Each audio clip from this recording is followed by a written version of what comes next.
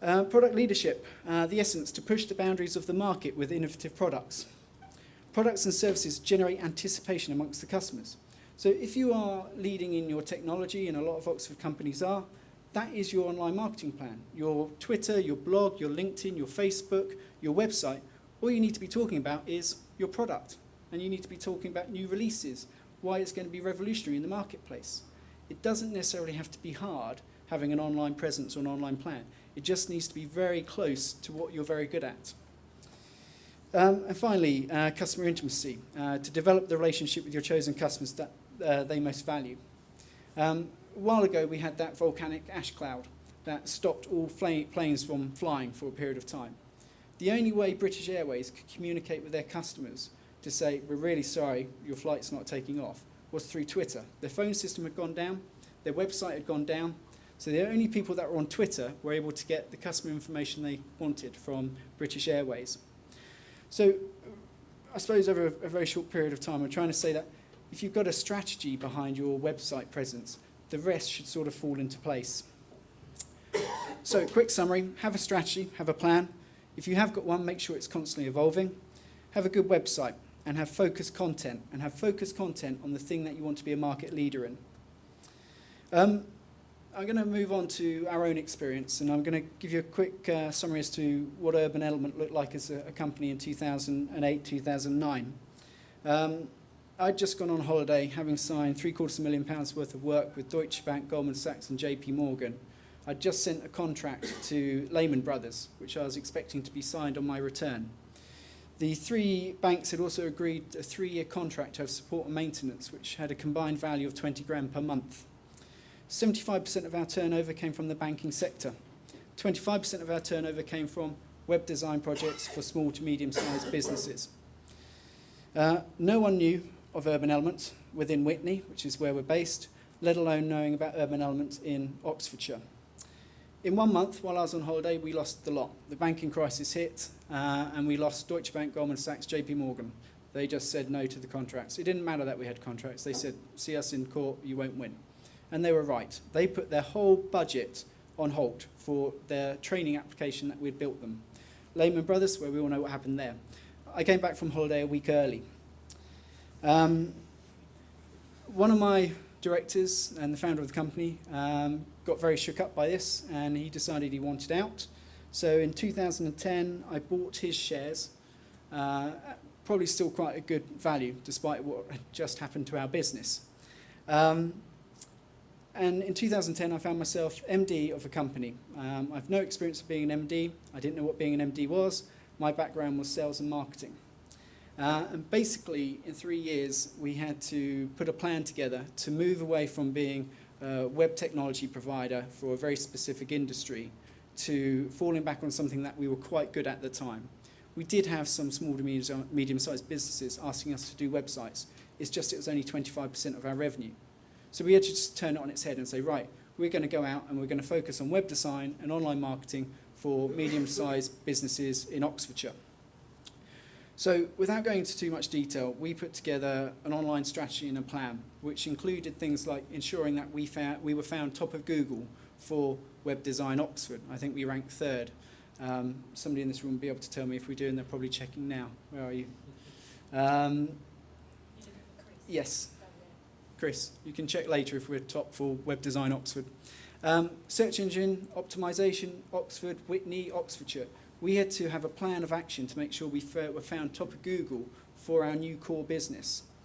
Best way of getting top of Google is to have good content. So suddenly we had to start writing case studies and changing our portfolio to talk about this work we'd done with SMEs, which up until this point we'd largely ignored. We had to start getting out there and networking. I had to do something which I hate, which is go out and start talking and presenting and speaking at seminars. We had to start opening up our communication channels to include Twitter, LinkedIn, blogging.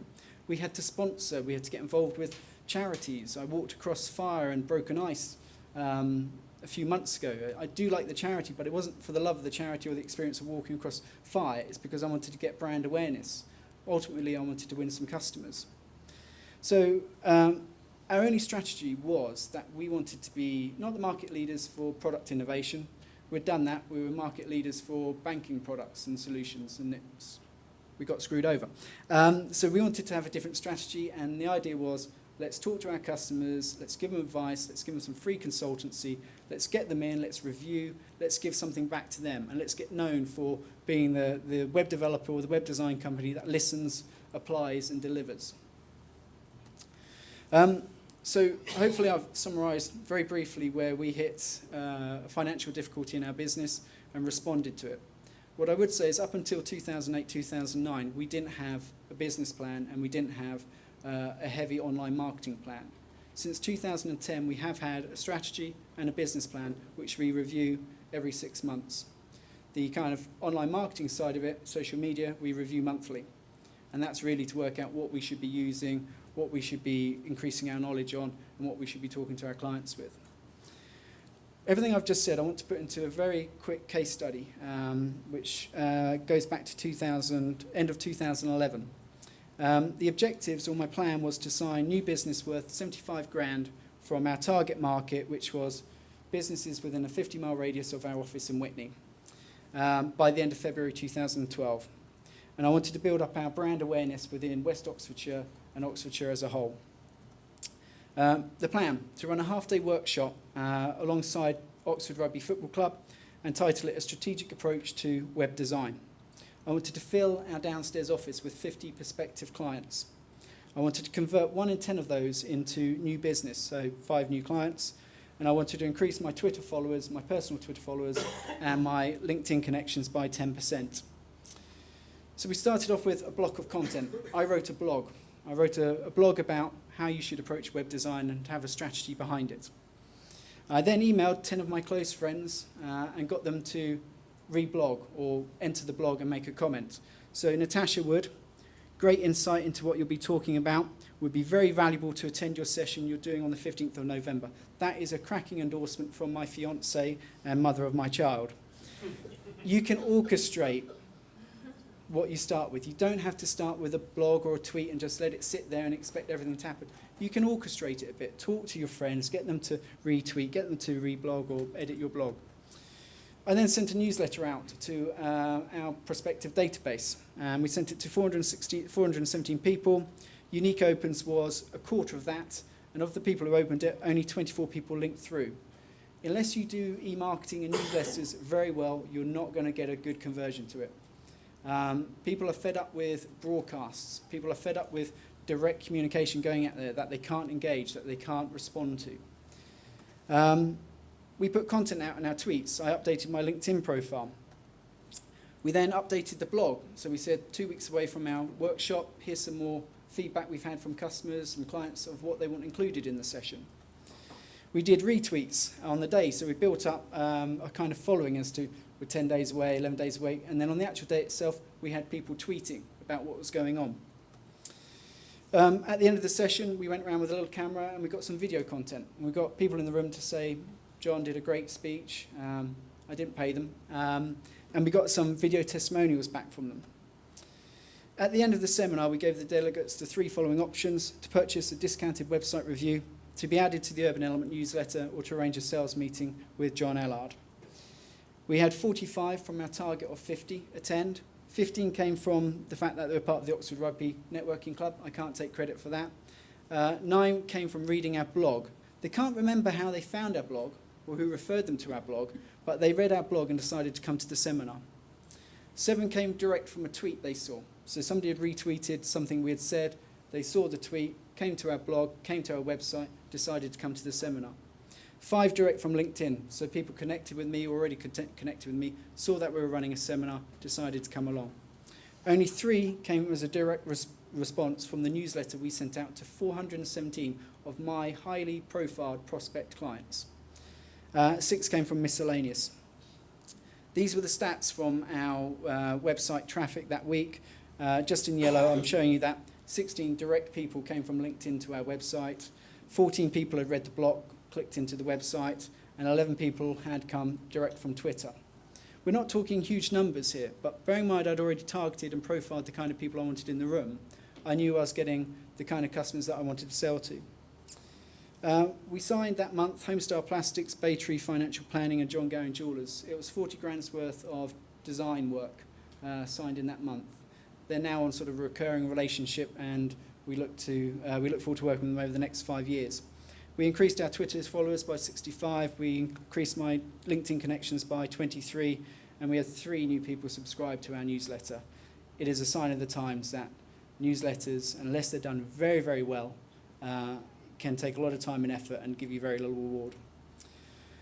So to summarise everything I've hopefully relayed to you today is to be successful online, or to have a successful online presence, you need to have a strategy, you need to have a plan, and to get those to work, you really just need to keep it very close to what you do. One last example, I was with a client, they run a clothing store in Oxford. He said, how can our online sales be better? And I said, what happens when a customer walks into your shop and wants to buy a jacket and you don't have the right size? Well, that jacket's out of stock. Well, our sales team will say, have a look at this jacket, or we can order one for you, or we can reserve one for you. We're checking our other shop if they've got one.